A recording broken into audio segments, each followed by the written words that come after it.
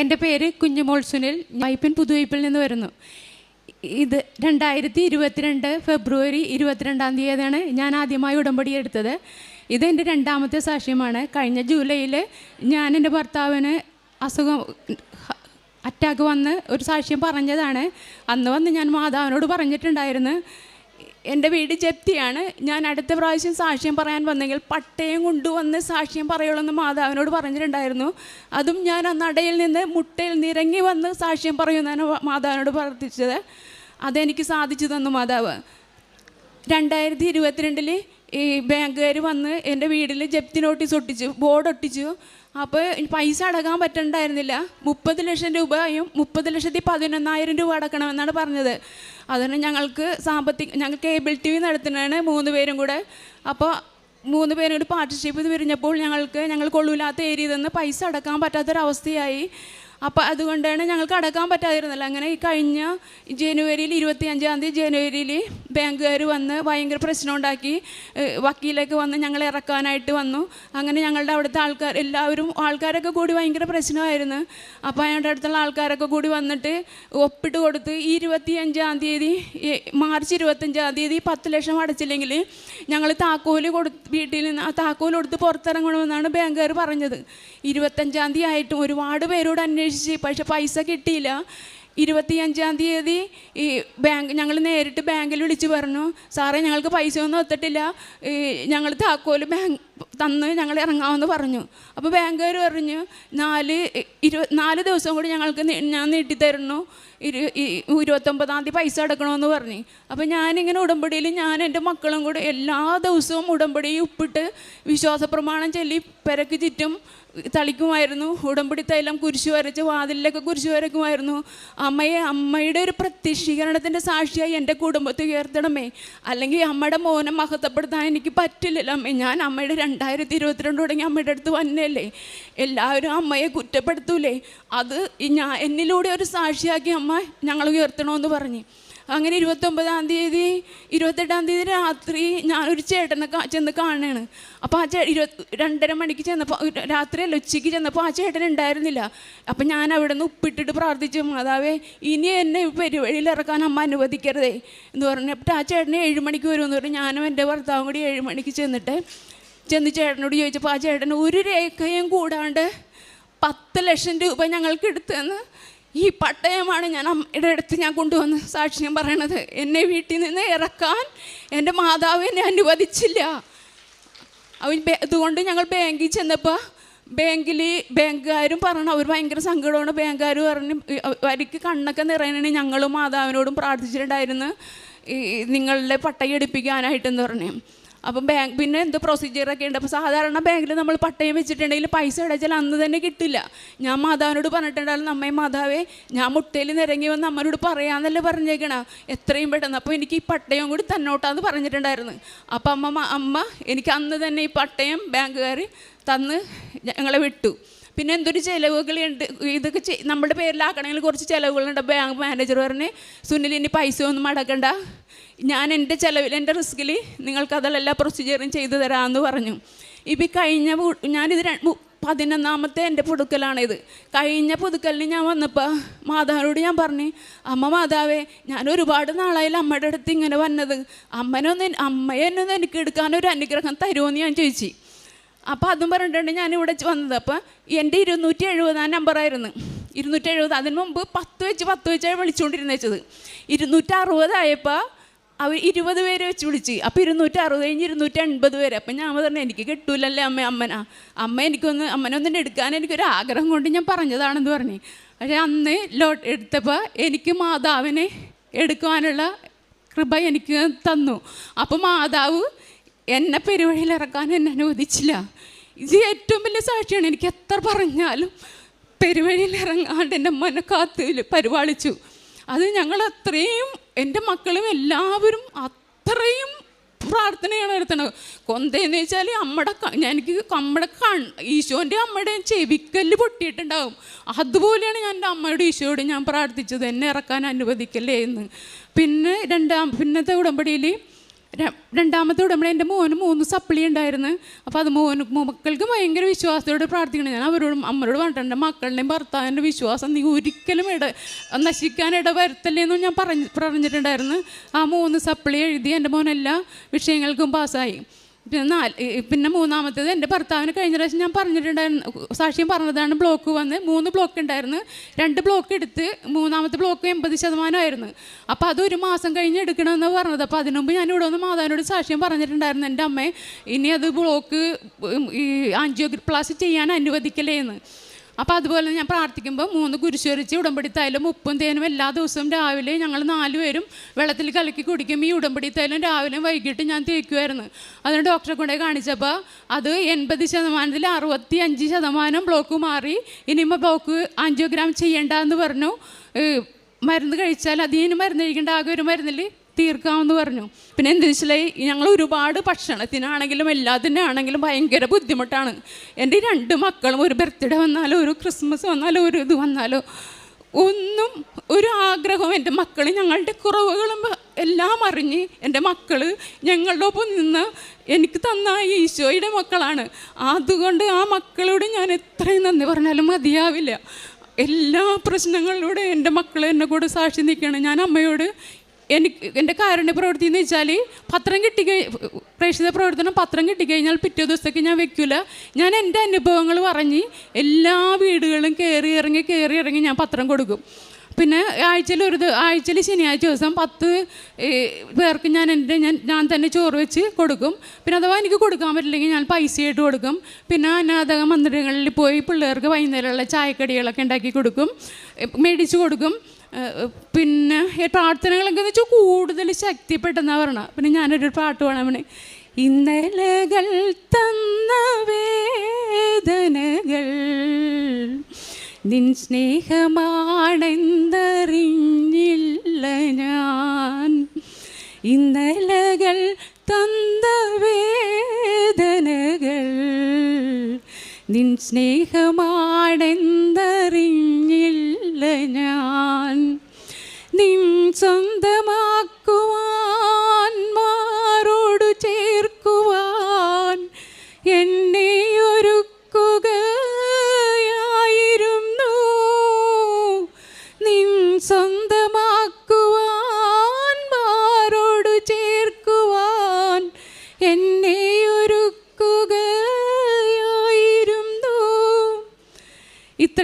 ഇത്രയും അനുഗ്രഹങ്ങൾ ചെന്ന എൻ്റെ ഈശോയ്ക്കും മാതാവിനും എനിക്ക് എത്ര നന്ദി പറഞ്ഞാലും മതിയാവില്ല. എൻ്റെ പേര് ബെൽജി ജോസഫ്. ഞാൻ ബോൾഗാട്ടിയിൽ നിന്ന് വരുന്നു. അമ്മയുടെ മാധ്യസ്ഥം വഴി എനിക്ക് ഒരുപാട് അനുഗ്രഹങ്ങൾ ലഭിച്ചിട്ടുണ്ട്. ഫിനാൻഷ്യലായി ബുദ്ധിമുട്ടിലായിരുന്ന എനിക്ക് നല്ലൊരു വരുമാന മാർഗം നൽകി എൻ്റെ അമ്മ മാതാവ് അനുഗ്രഹിച്ചു. 2018 ഞാനിവിടെ വന്ന് ആദ്യമായി ഉടമ്പടി എടുത്തത്. ഫിനാൻഷ്യൽ ബുദ്ധിമുട്ട് തുടങ്ങിയ സാഹചര്യമായിരുന്നെങ്കിൽ പോലും അത് 3 മാസം ഞാനത് കണ്ടിന്യൂ ചെയ്തു. പക്ഷേ എനിക്ക് തുറന്നു കൊണ്ടുപോകാൻ സാധിച്ചില്ല. പക്ഷേ ഇടയ്ക്ക് ഞാനിവിടെ വന്നപ്പോൾ മാതാവിനോട് പ്രാർത്ഥിക്കുമായിരുന്നു. കടങ്ങൾ കൂടി വന്ന അവസരത്തിൽ വീട് എനിക്ക് പണയത്തിന് കൊടുക്കേണ്ട സാഹചര്യം വന്നു. അതും ഞങ്ങൾക്ക് നിക്കക്കളില്ലാതെ വന്നപ്പോൾ വീട് വിൽക്കേണ്ട സാഹചര്യം വന്നു. പക്ഷേ അന്നേരം വഴിയുടെ പ്രശ്നം മൂലം വീട് വിൽക്കാനും സാധിച്ചില്ല. കൺമുമ്പിൽ ഒരു മാർഗവും ഇല്ലായിരുന്നു. പുറത്തിറങ്ങാൻ പറ്റാത്തൊരവസ്ഥ. എനിക്ക് ജോലി നഷ്ടപ്പെട്ടു. ഹസ്ബൻഡും പണിയൊക്കെ കുറവായിരുന്നു. അങ്ങനെ ഇരിക്കെ ഞാൻ 2023 ഡെയിലി ഞാൻ ഉടമ്പടി ധ്യാനവും ഡെയിലി പ്രത്യക്ഷീകരണ പ്രാർത്ഥനയും ഞാൻ ചൊല്ലുമായിരുന്നു. അങ്ങനെ 2023 ഒക്ടോബറിൽ ഞാനൊരു ഉടമ്പടി ധ്യാനം കൂടിക്കൊണ്ടിരുന്നപ്പോൾ എൻ്റെ ഒരു പരിചയത്തിലൊരു ചേച്ചി വഴി എനിക്കൊരു പുറത്തേക്കുള്ള, അപ്പോൾ അതിനു മുമ്പ് ഞാൻ പാസ്പോർട്ട് ഞാൻ എടുത്തു വെച്ചിരുന്നു. എവിടെയെങ്കിലും പുറത്ത് പോയി വീട്ടു ജോലിക്കാണെങ്കിലും പോയിട്ട് എന്തെങ്കിലും കടങ്ങൾ വീട്ടണമെന്നുള്ള ഒരു ഉദ്ദേശം. കാരണം അത്രയ്ക്കും ഒരവസ്ഥ, അതായത് 22 ലക്ഷം രൂപയോളം പ്രോപ്പർട്ടി ഉൾപ്പെടെ ഞങ്ങൾക്കുണ്ടായിരുന്നു, പലിശ കടങ്ങളുണ്ടായിരുന്നു. അതിനുശേഷം ഞാൻ 2023 ഈ ചേച്ചി വഴി പോകാനുള്ള ഒരു പാർട്ടി എനിക്ക് വന്നു. പക്ഷേ അവർ എന്നോട് 28-ാം തീയതി സെപ്റ്റംബർ 28-ാം തീയതി പറഞ്ഞു ഒക്ടോബർ 3-ാം തീയതി ഫ്ലൈറ്റ് ടിക്കറ്റ് എടുക്കാം, നിങ്ങൾക്ക് കയറി വരണമെന്ന് പറഞ്ഞു. പക്ഷേ ഓരോരുത്തർ പോയി ഓരോ പ്രശ്നങ്ങൾ പറയുമ്പോൾ ഉള്ളിൽ ഭയങ്കര ടെൻഷനായിരുന്നു. അതുകൊണ്ട് ഞാനത് വേണ്ട എന്ന് തന്നെ വെച്ചു. പക്ഷേ 1 മാസം കഴിഞ്ഞ് വീണ്ടും അവർ എന്നെ വിളിക്കുകയായിരുന്നു. എനിക്ക് ഇതുപോലെ തന്നെ ചൊവ്വാഴ്ച തന്നെ ഒരു ഉടമ്പടി ധ്യാനം കൂടിക്കൊണ്ടിരുന്നപ്പോൾ ആരാധന സമയത്ത് ഞാൻ മുട്ടിപ്പായിട്ട് ഞാൻ നല്ലോണം കരഞ്ഞ് പ്രാർത്ഥിച്ചു. കാരണം ഒരു വഴിയുമില്ല, ലോണുകളൊക്കെ മുടങ്ങിയതുകൊണ്ട് വേറെ ലോണും കിട്ടാനും ചാൻസ് ഇല്ല. എല്ലാവരും ക്യാഷ് ചോദിച്ച് വിളിക്കാൻ തുടങ്ങി. തുടങ്ങി. അതിനുശേഷം പ്രാർത്ഥിച്ചുകൊണ്ടിരിക്കുമ്പോൾ കുവൈറ്റിൽ നിന്നും എനിക്കൊരു വേക്കൻസി വന്നു. അവരെന്നോട് ഡീറ്റെയിൽസ് ഇട്ട് കൊടുക്കാൻ പറഞ്ഞു. അങ്ങനെ ഡീറ്റെയിൽസ് ഇട്ട് കൊടുത്തു. അപ്പോൾ അവർ പറഞ്ഞു ഫോട്ടോ നമ്മളിപ്പോൾ നിൽക്കുന്ന ഫോട്ടോ തന്നെ എടുത്തിടണമെന്ന് പറഞ്ഞു. അപ്പം ഞാൻ അന്ന് ഇൻഷുറൻസ് ഓഫീസിൽ വർക്ക് ചെയ്യുമായിരുന്നു. ഞാൻ പറഞ്ഞു വീട്ടിൽ ചെന്നിട്ട് ഞാൻ രാത്രി ഇട്ട് തരാമെന്ന് പറഞ്ഞു. അങ്ങനെ ഞാൻ വീട്ടിൽ വന്ന് അവർക്ക് ഫോട്ടോ എടുത്ത് അയക്കാൻ പോയപ്പോൾ കഴിഞ്ഞ മാസം വിളിച്ച അതേ പാർട്ടി എന്നെ വിളിച്ചിട്ട് പറഞ്ഞു അവിടെ വേറെ ആരോ എടുത്തു, പക്ഷേ അവർക്കത് റെഡിയായില്ല, അതുകൊണ്ട് ചെല്ലാൻ താല്പര്യമുണ്ടെങ്കിൽ ചെല്ലാൻ പറഞ്ഞു. പക്ഷെ ഞാൻ എൻ്റെ മാതാവ് തന്ന ഒരു അനുഗ്രഹമാണെന്ന് ഉറപ്പിച്ചതുകൊണ്ട് തന്നെ അവരോടാണ് ഞാൻ ഓക്കെ പറഞ്ഞത്. അങ്ങനെ അവരെന്നോട് പറഞ്ഞു ഒരാഴ്ചക്കുള്ളിൽ ടിക്കറ്റ് എടുത്തും കയറി വരാമോ എന്ന് ചോദിച്ചു. ഞാനൊന്നും നോക്കിയില്ല, പക്ഷെ ഞാൻ സമ്മതിച്ചു. അങ്ങനെ ഒരാഴ്ചക്കുള്ളിൽ അവർ ടിക്കറ്റ് എടുത്തു. പോണതിൻ്റെ തലേ ദിവസം ഞാനിവിടെ അമ്മ മാതാവിൻ്റെ സന്നിധിയിൽ വന്നിട്ട് അമ്മ തന്ന ഒരു ജോലിയാണെന്ന് വിശ്വസിച്ചിട്ടും തന്നെ ഞാൻ ഇവിടെ നിന്ന് തലേദിവസം വന്ന് പ്രാർത്ഥിച്ചിട്ട് പോയി. ഫ്ലൈറ്റ് കയറുന്നവരെ ഉള്ളിൽ വല്ലാത്തൊരു ടെൻഷനും ഉണ്ടായിരുന്നു. അതോടൊപ്പം മാതാവിലുള്ളൊരു വിശ്വാസവും എനിക്കുണ്ടായിരുന്നു.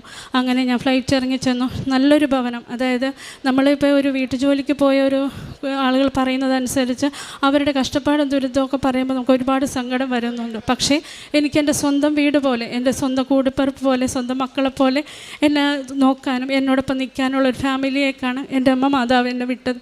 ചെന്ന് രണ്ടാഴ്ച കഴിഞ്ഞപ്പോൾ അവർ വീടിന് ജപ്തി നോട്ടീസ് വന്നിട്ടുണ്ടായിരുന്നു. അത് വീട്ടാനുള്ള പൈസ തന്നു, ലോണിൽ പുതുക്കി മേടിച്ചു. ഞങ്ങൾ വീട് പണയത്തിനുള്ളത് ഒഴിപ്പിച്ചു. ഇപ്പം ഞങ്ങൾ ആ വീട്ടിലാണ് താമസിക്കുന്നത്. കൂടാതെ എൻ്റെ മകൻ ഇത്തിരി പഠിക്കാൻ പുറകോട്ടായിരുന്നു. അപ്പോൾ വെക്കേഷൻ സമയത്ത് എനിക്ക് അവൻ്റെ കൂടെ ഉണ്ടാകണമെന്ന് ഒരുപാട് ആഗ്രഹം ഉണ്ടായിരുന്നു. മാതാവിനോട് ഞാൻ പ്രാർത്ഥിച്ചിരുന്നു. ആ ഇടയ്ക്കാണ് ഞാൻ നിന്ന വീട്ടിലെ മാഡം ഓസ്ട്രേലിയക്ക് പോകാനുള്ള ഒരു ചാൻസ് വന്ന് അവർ പോയത്. അപ്പോൾ അമ്മ മാതാവിനോട് വേറൊരു നല്ലൊരു ഭവനം തന്ന് അനുഗ്രഹിക്കണേ പ്രാർത്ഥിച്ചു. കാരണം ഇവിടെ വന്നു കഴിഞ്ഞാൽ കടങ്ങൾ ഒതുങ്ങിക്കൊണ്ട് വരുന്നതേ ഉള്ളൂ. അപ്പം ഞാൻ മാതാവിനോട് എല്ലാ ദിവസവും സാക്ഷ്യം കേൾക്കും, ഉടമ്പടി ധ്യാനം കേൾക്കും. എനിക്കതിനെല്ലാത്തിനുള്ള സൗകര്യം ആ വീട്ടിൽ എനിക്ക് ചെയ്തു തന്നിരുന്നു. ഞാനത് ചെയ്ത കുർബാനയാണെങ്കിലും എല്ലാം നമുക്ക് വേണ്ട പ്രാർത്ഥനകളെല്ലാം മുടങ്ങാതെ ചെല്ലാനുള്ള സൗകര്യങ്ങളായിരുന്നു എനിക്ക് അമ്മ മാതാവും ഈശോയും തന്നത്. അങ്ങനെ ഞാൻ നല്ലൊരു ഭവനം തന്നെ എന്ന് പ്രാർത്ഥിച്ചു. അതിൻ്റെ ഫലമായിട്ട് തന്നെ നമുക്ക് പരിചയമുള്ള ഒരു വീട്ടിൽ തന്നെ, അവിടെ തന്നെ ഒരു വീട്ടിലേക്ക് എനിക്ക് ചാൻസ് കിട്ടി. ഞാൻ ഇനി അങ്ങോട്ടേക്ക് ഇപ്പോഴുള്ള നിലവിലുള്ള സാലറിയേക്കാൾ കൂടുതൽ സാലറിയോടെയാണ് പോകുന്നത്. മാത്രമല്ല അവിടെ ഒരു ചേച്ചി ഉള്ളത് കൊണ്ട് മാർച്ച് 14-ാം തീയതി വരെയാണ് ആ ചേച്ചിയുടെ വിസ തീരുന്നത്. ആ ചേച്ചിയുടെ കഴിഞ്ഞിട്ട് നാളത്തേക്ക് എനിക്ക് പോകേണ്ടതായിരുന്നു. അപ്പോൾ നാളെ ചെല്ലുന്നത് വരെ വിത്ത് സാലറിയോടെ തന്നെ അവരെന്നെ ഇങ്ങോട്ട് കയറ്റി വിടുകയാണ് ചെയ്തത്. ഇത്ര അനുഗ്രഹങ്ങൾ തന്ന അമ്മയ്ക്കും ഈശോയ്ക്കും കോടാനുകോടി നന്ദിയും സ്തുതിയും അർപ്പിക്കും. യെശയ്യാ 45:2 ഞാൻ നിനക്ക് മുമ്പേ പോയി മലകൾ നിരപ്പാക്കുകയും പിച്ചളവാതിലുകൾ തകർക്കുകയും ഇരുമ്പ് ഓടാമ്പലുകൾ ഒടിക്കുകയും ചെയ്യും. ഇവിടെ കുഞ്ഞുമോൾ സുനിലും അതുപോലെ തന്നെ ബെൽജി ജോസഫ് എന്ന മകളും അനുഭവ സാക്ഷ്യങ്ങൾ പങ്കുവയ്ക്കുമ്പോൾ എങ്ങനെയാണ് ജപ്തി നടപടികളിൽ നിന്ന്, അതുപോലെ കടത്തിൻ്റെ വലിയ ഭാരത്തിൽ നിന്നൊക്കെ തങ്ങൾക്ക് മോചനം ലഭിച്ചത് എന്നുള്ളതാണ് നാം കേട്ടത്. അധികം ദിവസങ്ങളൊന്നുമില്ലാതിരുന്ന സാഹചര്യത്തിൽ ഒരു വ്യക്തി തങ്ങൾക്ക് 10 ലക്ഷം രൂപ തന്ന് ബാങ്കിൽ നിന്ന് ജപ്തി നോട്ടീസ് ഒട്ടിച്ച ഒരു വീടിൻ്റെ സാഹചര്യത്തിൽ നിന്ന് തങ്ങൾക്ക് കീയും കൊടുത്ത് ഞങ്ങൾ പോകാം, പെരുവഴിയിലേക്ക് ഇറങ്ങാം എന്നൊക്കെയുള്ള ഒരു ചിന്തയിൽ നിൽക്കുമ്പോൾ എങ്ങനെയാണ് പരിശുദ്ധ അമ്മയുടെ തിരുനടയിലെ ഉടമ്പടി ഇവർക്ക് ഏറ്റവും കൃപയുള്ള ഒരു വഴിയായി തുറക്കുന്നതെന്നുള്ളത് നാം കേട്ടു. ഭാരചുരുക്കം തങ്ങൾ അനുഭവിച്ച നിമിഷങ്ങളാണ്. It is not by merit but by grace. കർത്താവിൻ്റെ യോഗ്യതയല്ല, നമ്മുടെ യോഗ്യതയല്ല, കർത്താവിൻ്റെ കൃപയാണ് എല്ലാറ്റിനും അടിസ്ഥാനമെന്നുള്ളത് ഓരോ കുടുംബവും വ്യക്തികളും മനസ്സിലാക്കുമ്പോൾ അവരവരുടെ ജീവിതത്തെ പൂർണ്ണമായും അർപ്പിക്കുന്നു.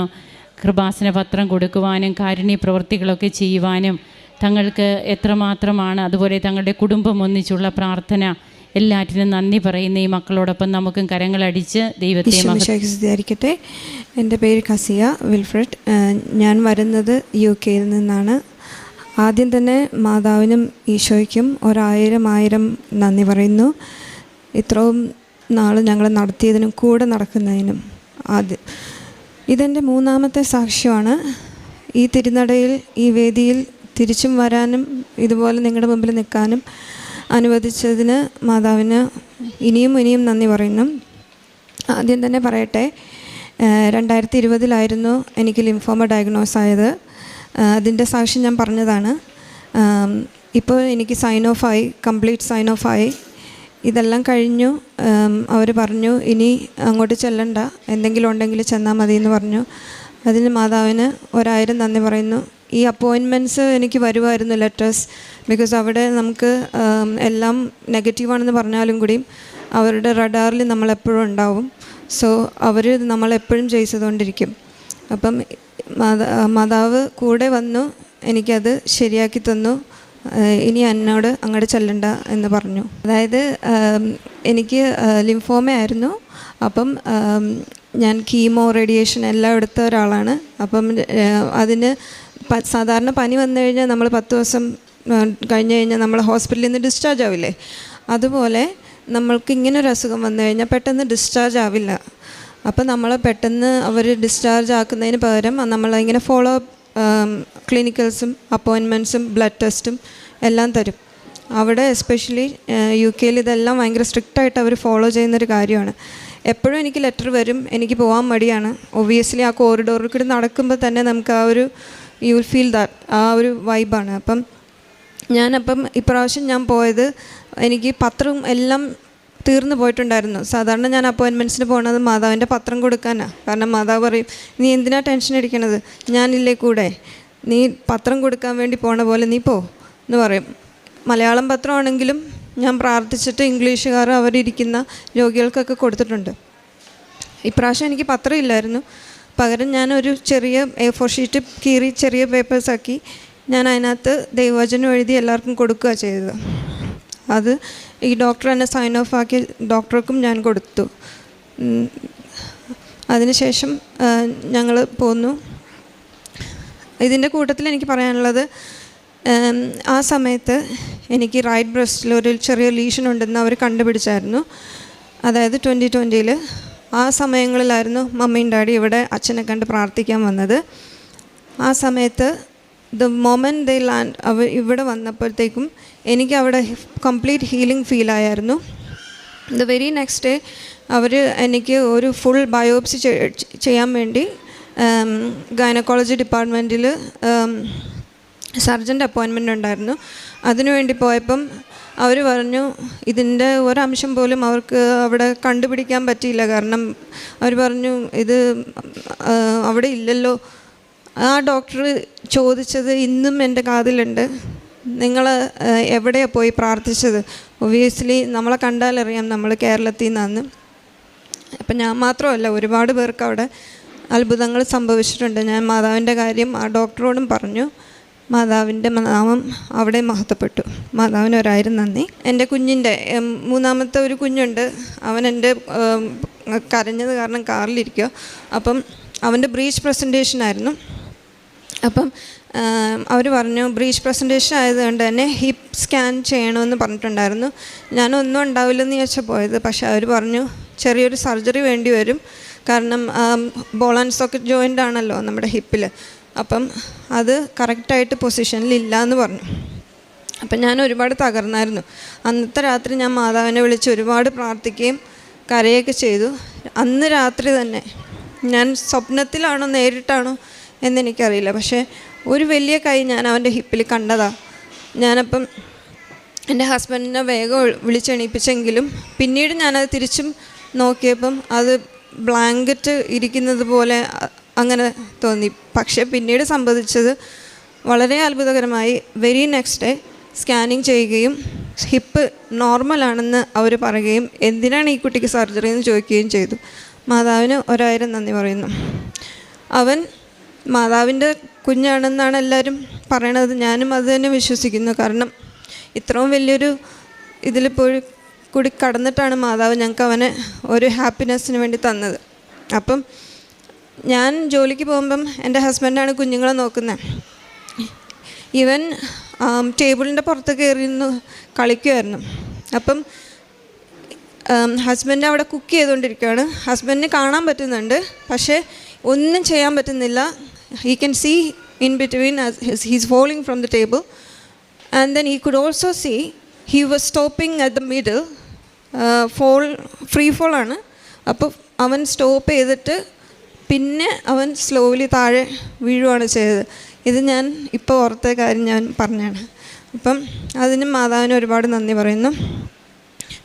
പിന്നെ എനിക്ക് പറയാനുള്ളത്, എനിക്കൊരു കൺഫെഷനുണ്ട്. കാരണം തെങ്ങ് തലയിൽ വീണിട്ട് ഇഞ്ചുറി ആയ ഒരു കുഞ്ഞിൻ്റെ സാക്ഷിയുടെ ഒരു അമ്മ കരഞ്ഞുകൊണ്ട് പറഞ്ഞിട്ടുണ്ട്. ആ അമ്മ പറഞ്ഞപ്പം എനിക്ക് തോന്നിയ ഒരു കാര്യം, ഇൻ ബിറ്റ്വീൻ ദ ലൈൻസ് എനിക്ക് മനസ്സിലായത് ആ അമ്മയ്ക്ക് ആംബുലൻസിൽ കയറി പോകാൻ പറ്റിയില്ല എന്നുള്ളതാണ്. അപ്പം എനിക്ക് ഉള്ളിൽ ഞാൻ ചിന്തിച്ചു, അയ്യോ അമ്മയ്ക്ക് കയറി പോകാമെന്നില്ല, ആ കൊച്ചിന് ഭയങ്കരമായിട്ട് ഫീലായിട്ടുണ്ടാവുമല്ലോ എന്ന്. ദ വെരി നെക്സ്റ്റ് ഡേ എനിക്കും അതുപോലത്തെ ഒരു സംഭവത്തിൽ കൂടി എനിക്ക് കടന്നു പോകേണ്ടി വന്നു. കാരണം കുഞ്ഞിന് അപ്പം ആദ്യത്തെ വാക്സിനേഷൻ എടുക്കാനായിട്ട് കൊണ്ടുപോകണമായിരുന്നു ജീപ്പിൽ. കൊണ്ടുപോയപ്പം അവന് ചെറിയൊരു ജലദോഷം ഉണ്ടായിരുന്നു. പക്ഷേ അവർ പറഞ്ഞു കുഴപ്പമില്ല, ഈ ഇഞ്ചക്ഷൻ എടുക്കുന്നതിൽ കുഴപ്പമില്ല. അങ്ങനെ ന്യൂമോക്കോക്ക് വാക്സിനേഷൻ എടുത്തു. അങ്ങനെ ആ സമയത്തുള്ള ഡ്യൂ ആയിരുന്ന എല്ലാ ഇഞ്ചക്ഷനും എടുത്തു. അന്നേ ദിവസം രാത്രി ഞങ്ങൾക്കും ആംബുലൻസ് വിളിക്കേണ്ടി വന്നു. കാരണം അവന് ബ്രോങ്കിയറ്റാസിസ് ആയിട്ടുണ്ടായിരുന്നു. എന്ന് വെച്ചാൽ അബ്ഡോമിനൽ മസിൽസ് യൂസ് ചെയ്ത് കൊച്ചു ബ്രീത്ത് ചെയ്യാൻ തുടങ്ങി. And then he was showing all the symptoms. അപ്പം 99 വിളിച്ചു, ആംബുലൻസ് വന്നു. ദ മൊമെൻറ്റ് ഞാൻ കാണുന്നത് അവനെ ഇമ്മീഡിയറ്റ്ലി അവർ കൊണ്ടുപോകണതാണ്. അപ്പം ഞാൻ ഉടുപ്പല് നിൽക്കണേണ്. എൻ്റെ ഈ കൊച്ചും വേറൊരു കൊച്ചും കൂടി ഉണ്ട് വീട്ടിൽ. അപ്പോൾ ഇവർ രണ്ടുപേരും ഇട്ടിട്ട് എനിക്ക് പോകാൻ പറ്റുന്നില്ല. അപ്പോൾ എൻ്റെ ഹസ്ബൻഡാണ് ഇവനെയും കൊണ്ട് കാർ സീറ്റിലിരുത്തി വേഗം പോകുന്നത്. ആ സമയത്ത് ഞാൻ ആ അമ്മയാണ് ഓർത്തത്. അപ്പം ഞാൻ പറഞ്ഞു, അമ്മേ അത് എനിക്ക് തെറ്റിപ്പോയത്, എന്നോട് ക്ഷമിക്കണം എന്ന് പറയല്ല. എൻ്റെ കുഞ്ഞിന് മാതാവ് കംപ്ലീറ്റായിട്ട് ഹീൽ ചെയ്തു. അവിടെ ചെന്നപ്പോൾ അവന് ഒരു അസുഖവും ഇല്ലായിരുന്നു. അവന് ഒന്നും ചെയ്തില്ല, ഒരു പാരസെറ്റമോൾ പോലും അവർ കൊടുത്തില്ല. ഞാൻ തന്നെ പോയി അവരെ പിക്ക് ചെയ്ത് തിരിച്ചു കൊണ്ടുവന്നു. മാതാവിന് നന്ദി പറയുന്നു. പിന്നീട് എനിക്ക് പറയാനുള്ളത്, എനിക്കൊരു കാർ ആക്സിഡൻറ്റ് ഉണ്ടായിരുന്നു. അതായത് ഒരു പുതിയ കാറ് വേണമെന്ന് എല്ലാവരെയും പോലെ ഞാനും ആഗ്രഹിച്ചിട്ടുണ്ട്. വീട്ടിൽ എനിക്കും ഹസ്ബൻഡിനും കാറില്ലാതെ ഞങ്ങൾക്ക് അവിടെ സർവൈവ് ചെയ്യാൻ പറ്റില്ല. കാരണം രണ്ടുപേർക്കും ജോലിക്ക് പോകണം, അങ്ങനെയൊക്കെയുള്ള കാര്യങ്ങളുണ്ട്. അപ്പം ഞാനൊരു ദിവസം കാറ് ഡ്രൈവ് ചെയ്തുകൊണ്ട് പോയപ്പം എന്നെ ഒരു വണ്ടി പുറകിൽ വന്ന് ഇടിക്കുകയാണ് ചെയ്തത്. ആ കാർ അങ്ങനെ റൈറ്റ് ഓഫ് ചെയ്തു. അപ്പം ഞാൻ മാതാവിനോട് പറഞ്ഞു, മാതാവ് ഞാനൊരു കാറ് ആഗ്രഹിച്ചത് അത് അത്യാഗ്രഹമായിരുന്നു, മാതാവ് എന്നോട് ക്ഷമിക്കണം, എനിക്ക് ആ കാറ് തന്നെ മതി, അതെങ്ങനെയെങ്കിലും തന്നെന്ന് മാതാവിനോട് ഞാൻ പ്രാർത്ഥിച്ചു. പക്ഷെ അത് റൈറ്റ് ഓഫ് ആയി പോയായിരുന്നു, ഒന്നും ചെയ്യാൻ പറ്റില്ല, അത് നന്നാക്കാൻ പറ്റില്ലെന്ന് പറഞ്ഞു. അപ്പം മാതാവ് എന്നോട് ഞാൻ പിന്നെയും പ്രാർത്ഥിച്ചു. അതനുസരിച്ച് ഞങ്ങൾ അവർക്ക് ഇമെയിൽ ചെയ്യുകയും അങ്ങനെ ആ കാറിൻ്റെ പൈസയും കിട്ടി. കൂടാതെ ആ കാറ് പുറത്തൊരു വർക്ക്ഷോപ്പിൽ ഞങ്ങൾക്ക് നന്നാക്കി എടുത്ത് അതേ കാറ് യൂസ് ചെയ്യാൻ പറ്റി. ഇതിനകത്ത് 2 അത്ഭുതം നടന്നു. ഒന്ന്, എനിക്കൊരു ആക്സിഡൻറ്റ് നടന്നതിൻ്റെ കാറ് റൈറ്റ് ഓഫ് ആയെങ്കിലും എനിക്കൊരു പോറൽ പോലും ഏറ്റില്ല. പിറ്റേ ദിവസം ഞാൻ ജോലിക്ക് പോവുകയും ചെയ്തു. രണ്ടാമത്തെ അത്ഭുതം എന്ന് പറയാനാണെങ്കിൽ, ആ പൈസ കിട്ടിയത് കൊണ്ട് കുറേ കടങ്ങൾ തീർക്കാൻ പറ്റി. എല്ലാവർക്കും ഉള്ള പോലെ ഞങ്ങൾക്കും ഉണ്ടായിരുന്ന കടം, ആ കടം തീർക്കാൻ പറ്റി. കൂടാതെ വണ്ടി തിരിച്ച് ഒരു പോറലും ഇല്ലാത്ത വിധത്തിൽ പണ്ടത്തെക്കാൾ വെരി ഗുഡ് കണ്ടീഷനിൽ ഞങ്ങൾക്ക് ആ വണ്ടി തിരിച്ചും കിട്ടി. അതിന് മാതാവിന് എത്ര നന്ദി പറഞ്ഞാലും മതിയാവില്ല. പിന്നെ എൻ്റെ കുഞ്ഞിൻ്റെ സാക്ഷ്യമാണ്. ലെൻറ്റ് സീസൺ വന്നിട്ട് എനിക്ക് എപ്പോഴും കുഞ്ഞുനാൾ മുതൽ എനിക്ക് സഹനത്തിൻ്റെ ഒരു സീസണാണ്. ഇവൾക്ക് കഴിഞ്ഞ 3 ആഴ്ചകൾക്ക് മുമ്പ് അവൾ ഒരു ഫ്രണ്ട്സിൻ്റെ കൂട്ടത്തിൽ കളിക്കാൻ പോയതാണ് സ്കൂൾ കഴിഞ്ഞ് വന്നിട്ട്. അതുകൊണ്ട് ഒരു 5 മിനിറ്റിന് ശേഷം എനിക്ക് അവളുടെ കരച്ചിലാണ് റോഡിൽ നിന്ന് കേൾക്കാൻ പറ്റിയത്. അപ്പം ഞാൻ ഓടിച്ചെന്നപ്പോൾ ഇവളുടെ കൈയൊക്കെ ബ്ലഡില്ല. അപ്പം നോക്കിയപ്പം നഖം പോന്നിട്ടുണ്ട് കുഞ്ഞിൻ്റെ. അപ്പം ഞാനങ്ങനെ എന്ത് ചെയ്യണമെന്നറിയില്ല, ഹസ്ബൻഡ് വീട്ടിലില്ല. അപ്പോൾ വന്ന അമ്മേനെ ആ കുഞ്ഞുങ്ങളുടെ അമ്മേനെ ഞാൻ എൻ്റെ ബേബീനെ ഏൽപ്പിച്ചേച്ചും ഞാൻ ഇവളെയും കൊണ്ട് എമർജൻസി ഡിപ്പാർട്ട്മെൻറ്റിൽ പോയി. അവിടെ പോയപ്പം ഞാൻ വിചാരിച്ചത് ഓക്കെ ഡ്രസ്സ് ചെയ്ത് വിടുമായിരിക്കുന്നു. പക്ഷേ അവർ നോക്കിയിട്ട് പറഞ്ഞു നെർവ് ഇഞ്ചുറി വരാൻ ചാൻസ് ഉണ്ട്, അപ്പം നമുക്കിത് ഡീറ്റെയിൽ ആയിട്ട് നോക്കണം, അത് സർജറി ചെയ്ത് ഫിക്സ് ചെയ്യണം എന്ന് പറഞ്ഞു. അങ്ങനെ ജനറൽ അനസ്തീഷ്യ കൊടുത്തു. അവൾക്ക് സർജറി ചെയ്യേണ്ടി വന്നു. പക്ഷേ ദൈവാനുഗ്രഹം കൊണ്ട് നെർവ് ഇഞ്ചുറി ഒന്നും വന്നില്ല. അവളുടെ കൈ ഇപ്പം കംപ്ലീറ്റ്ലി ഓക്കെയാണ്. ഡ്രസ്സിങ് ഒന്നും ഇടണ്ടെന്ന് പറഞ്ഞു. ഇച്ചിരി നീലച്ച് കിടക്കണുള്ളൂ, അല്ലാതെ ഷി വാസ് കംപ്ലീറ്റ്ലി ബ്രേവ്. ഇതിനകത്ത് എനിക്ക് പറയാനുള്ളത്, ആ സമയത്തൊക്കെ മാതാവിൻ്റെ കൂടെ ഉണ്ടായിരുന്നു. ചെറിയൊരു ബ്ലഡ് കണ്ടാലും കൊച്ചുങ്ങൾക്ക് എന്തെങ്കിലും വന്നു കഴിഞ്ഞാൽ ഭയങ്കര അപ്സെറ്റ് ആവുന്ന ഒരാളാണ് ഞാൻ. ആ സമയത്ത് എനിക്ക് കൂടെ ഞാനുണ്ട് എന്ന് പറഞ്ഞ് എനിക്കെല്ലാം വേഗം അപ്പോയിൻമെൻറ്റ്സ്. UK ഒരു അപ്പോയിൻമെൻറ്റ്, ഒരു സർജറിയൊക്കെ നടക്കുന്നത് ഭയങ്കര കഷ്ടമാണ്. അതേ സമയത്ത് ഫസ്റ്റ് ഇൻ ദ ലൈൻ, ഇവൾ ഇലക്റ്റീവ് സർജറിയും കൂടിയല്ല, എമർജൻസി സർജറി ആയിട്ട് ഫസ്റ്റ് ഇൻ ദ ലൈൻ ഉണ്ടായിരുന്ന സർജറി എല്ലാം മാറ്റിവെച്ച് ഇവൾ ആദ്യം എടുക്കുക ചെയ്തത്. അതിനും അമ്മയ്ക്ക് 1000 നന്ദി. അത്രയും നല്ലൊരു ടീം മാതാവാണ് അവിടെ ഒരുക്കി വെച്ചത്. മാതാവിൽ വിശ്വസിക്കുന്ന ഒരു നേഴ്സും കൂടിയും അവിടെ ചേർത്ത് വെച്ചിട്ടാണ് മാതാവ് എന്നെ ആ തിയേറ്ററിൽ നിന്ന് ഇറക്കി. മാതാവ് അവിടെ ഹാൻഡിൽ ചെയ്ത എല്ലാ കാര്യങ്ങളും വളരെ സക്സസ്ഫുള്ളായിട്ട് ആ സർജറി കഴിഞ്ഞു. ഒരു പ്രശ്നമില്ല. അവൾ ഇപ്പോൾ കംപ്ലീറ്റ്ലി നോർമലാണ്, നോ ഇഷ്യൂസ്. പിന്നെ എനിക്ക് പറയാനുള്ളത്, എൻ്റെ ജോലി സ്ഥലത്ത് ഒരുപാട് പ്രശ്നങ്ങളുണ്ടായിരുന്നു.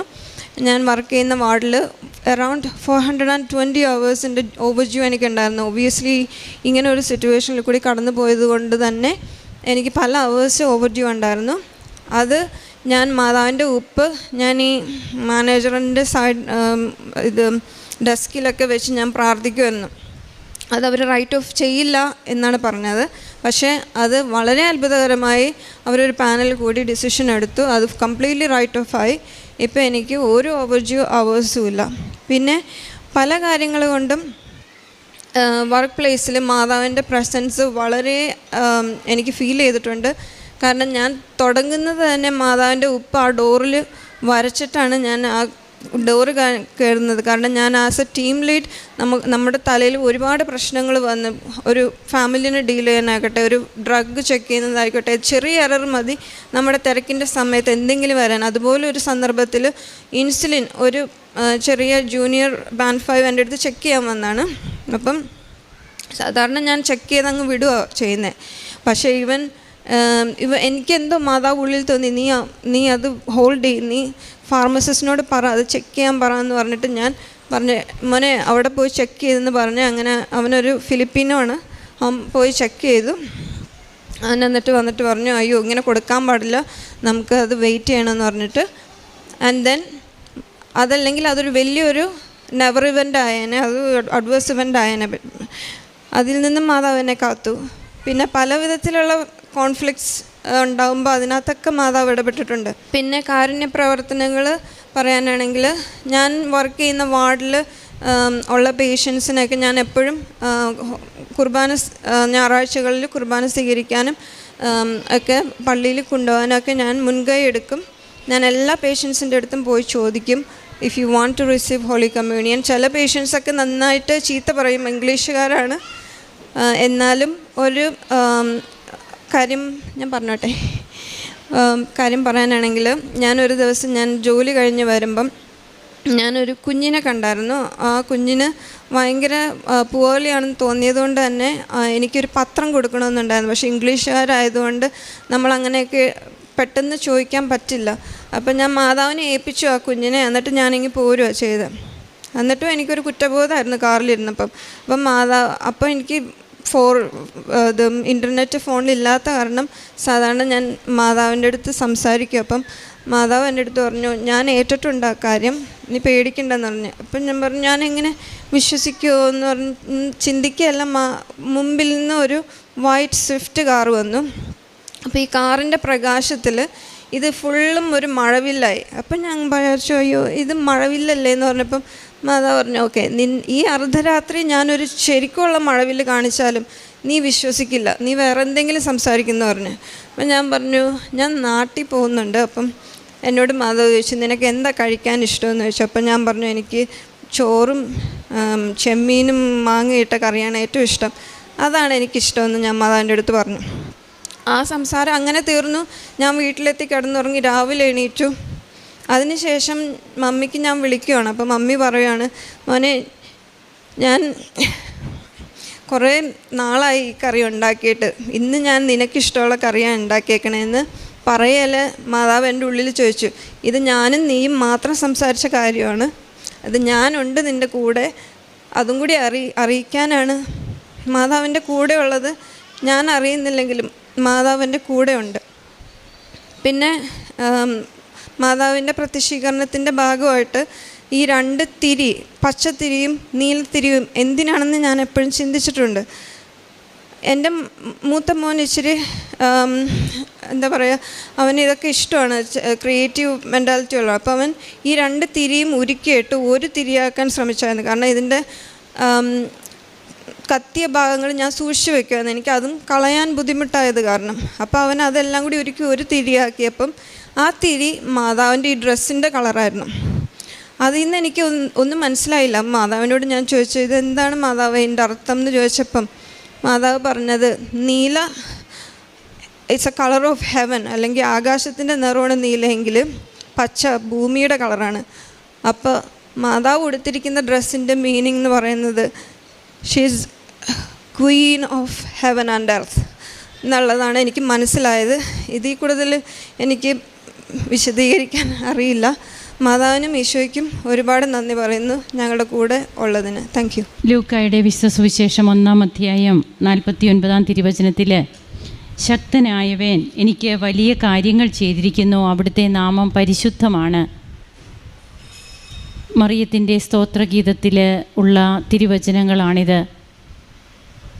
ഇന്ന് കാസിയ വിൽഫ്രഡ് UK നിന്ന് തൻ്റെ 3ാമത്തെ അനുഭവ സാക്ഷ്യം അൾത്താരയിൽ പങ്കുവയ്ക്കുന്നു. തൻ്റെ രോഗസൗഖ്യത്തെക്കുറിച്ചൊക്കെ ഈ മകള് 2ാമത്തെ സാക്ഷ്യം ഇവിടെ പറഞ്ഞിട്ട് പോയതാണ്. ഇന്നിപ്പോൾ തനിക്കുണ്ടായിരുന്ന ലിംഫോമ ക്യാൻസർ അത് പരിപൂർണമായിട്ടും തനിക്ക് സൗഖ്യമായി. ഇനി ഹോസ്പിറ്റലിൽ അവർ സൈൻ ഓഫ് ചെയ്തു എന്നാണ് പറയുക. താൻ അങ്ങോട്ട് ചെല്ലേണ്ട കാര്യമില്ല എന്നുള്ള രീതിയിൽ ഒരു അപ്പോയിൻമെൻറ്റൊക്കെ കിട്ടുമ്പോൾ തനിക്ക് പോകാൻ തന്നെ ബുദ്ധിമുട്ടായിരുന്നു. ഹോസ്പിറ്റലിൽ അങ്ങനത്തെയുള്ളൊരു കണ്ടീഷനൊക്കെ എല്ലാവരുടേതും കാണുമ്പോൾ താനൊരു നേഴ്സാണ് എന്നിരുന്നാലും തനിക്ക് അതിനോടൊക്കെ ബുദ്ധിമുട്ട് തോന്നിയിരുന്ന ഒരു സാഹചര്യത്തിൽ നിന്ന് ഇപ്പോൾ തൻ്റെ അസുഖം പരിപൂർണമായിട്ട് സൗഖ്യപ്പെട്ടു. ബ്ലഡ് ടെസ്റ്റൊക്കെ ചെയ്തു. യാതൊരു വിധത്തിലുള്ള ട്രീറ്റ്മെൻറ്റോ അല്ലെങ്കിൽ മുൻപോട്ട് ഒരു ചെക്കപ്പോ ഒന്നും ഇനി ആവശ്യമില്ല എന്നാണ് ഡോക്ടേഴ്സ് പറഞ്ഞത്. വീണ്ടും തൻ്റെ കുടുംബത്തിൽ കുട്ടികളുടെ കാര്യം, അതുപോലെ ജോലി മേഖലയിൽ തനിക്ക് വന്നിരുന്ന ബുദ്ധിമുട്ടുകൾ, അമ്മ എങ്ങനെ തന്നോട് സംസാരിക്കുന്നു, പ്രസൻസ്, അത് ഏറ്റവും ഇമ്പോർട്ടൻ്റ് ആയിട്ടുള്ള ഒരു കാര്യം തന്നെയാണ്. ഉടമ്പടി പ്രാർത്ഥനയിൽ മാത്രമാണ് നമുക്ക് ഈ പ്രസൻസ് കാണുവാൻ കഴിയുക. അത് ഉടമ്പടിയുടെ മാത്രം സ്വന്തമാണ്. അങ്ങനെ പരിശുദ്ധ അമ്മ തന്നോട് സംസാരിക്കുന്നു, താൻ സംസാരിക്കുന്നു. അമ്മ ഓരോ കാര്യങ്ങൾ ഈ മകൾക്ക് മനസ്സിൽ ഈ മകളോട് സംസാരിക്കുമ്പോൾ അതെല്ലാം പിന്നീട് വ്യക്തമായ തെളിവുകളോടുകൂടി അത് തനിക്കൊരു ഫുഡ് ഇഷ്ടപ്പെട്ടതെന്ന് പറയുമ്പോൾ ആ ഫുഡിൻ്റെ കാര്യം തന്നെ വീണ്ടും മറ്റൊരു അതായത് തൻ്റെ സ്വന്തം അമ്മയിലൂടെ തന്നെ തന്നോട് പറയുന്ന അവസ്ഥ. അങ്ങനെ ഓരോ അവസ്ഥകളിലും അതുപോലെ തൻ്റെ കുഞ്ഞുങ്ങളുടെ ഓരോ കാര്യങ്ങൾ ഇവിടെ പറയുന്നുണ്ട്. ഇളയ കുട്ടി ഹിപ്പ് നോർമലല്ലായിരുന്നു, ബ്രീച്ച് ചൈൽഡാണ്. അപ്പോൾ അതൊരു സർജറി പറഞ്ഞിരുന്നതാണ്. പിന്നീട് അമ്മയുടെ ഒരു കൈ, അതായത് താൻ സ്വപ്നം കണ്ടതാണോ എന്നെനിക്ക് അറിയില്ല, ഞാൻ കണ്ടു, ഒരു വലിയ കൈ അവൻ്റെ ഹിപ്പിൽ ഉണ്ടായിരുന്നു. പിന്നീട് ടെസ്റ്റ് ചെയ്യുമ്പോൾ നോർമലായിരിക്കുന്നു, ഇനി ഒരു സർജറി വേണ്ട. അതുപോലെ ആ കുഞ്ഞിന് തന്നെ ബ്രീത്തിങ് ഡിഫിക്കൽറ്റി, ന്യൂമോണിയയുടെയൊക്കെ പ്രശ്നങ്ങൾ അതുണ്ടാകുമ്പോഴും എങ്ങനെയാണ് ഹോസ്പിറ്റലൈസ്ഡ് ആകുന്നത്. ഒരു UK ഒരു അപ്പോയിൻമെൻറ്റ് അല്ലെങ്കിൽ ഒരു ഹോസ്പിറ്റലിൽ പെട്ടെന്ന് നമുക്കൊരു ട്രീറ്റ്മെൻറ്റ്, അതിനൊക്കെ ഒത്തിരി ബുദ്ധിമുട്ടാണ് എന്ന് ഈ കുടുംബം തന്നെ പറയുന്നുണ്ട്. ആ ഒരു അവസരത്തിലാണ് തൻ്റെ മക്കൾക്ക് ഇങ്ങനെയുള്ള കാര്യങ്ങളിലൊക്കെ മാതാവ് കൂടെ വന്ന് തങ്ങൾക്ക് യാതൊരു ബുദ്ധിമുട്ടുമില്ലാത്ത രീതിയിൽ തങ്ങളെ സംരക്ഷിക്കുന്നു. അതുപോലെ തൻ്റെ മനസ്സിലുള്ള ഓരോ സംശയങ്ങൾക്ക് അമ്മ മറുപടി പറയുന്നത് എങ്ങനെ.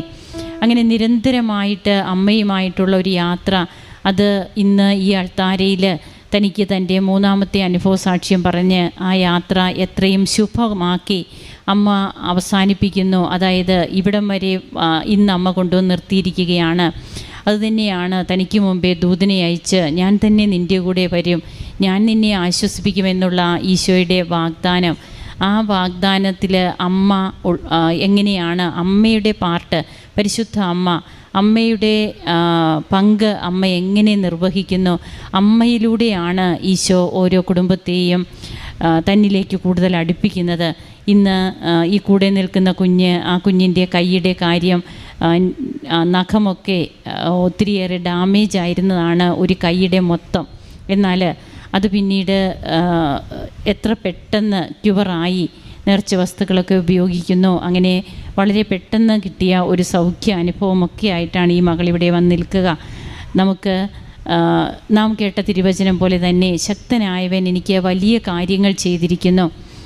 ഇത് പരിശുദ്ധ അമ്മയുടെ സ്തോത്രഗീതം അമ്മ പാടിയതാണെങ്കിൽ ഇന്ന് ഓരോ കുടുംബവും അൾത്താരയിൽ വന്ന് നിന്ന് സാക്ഷ്യപ്പെടുത്തുമ്പോൾ തങ്ങളുടെ ജീവിതത്തിലെ ദൈവിക ഇടപെടലുകൾ അത് പ്രസൻസായും അതുപോലെ തന്നെ മഴവില്ലായി വീണ്ടും ടൈം ഷോർട്ടനിങ് ആയിട്ട് ഭാരലഘുത്വമായിട്ടൊക്കെ എങ്ങനെ തങ്ങൾക്കത് സാധിച്ചു കിട്ടുന്നു എന്നുള്ളതാണ് പ്രത്യേകിച്ച് കാസിയ വിൽഫ്രഡും ഇവിടെ പങ്കുവയ്ക്കുക. നമുക്ക് കരങ്ങളടിച്ച് ദൈവത്തെ ആരാധിക്കാം. യേശുവേ നന്ദി, യേശുവേ സ്തുതി, യേശു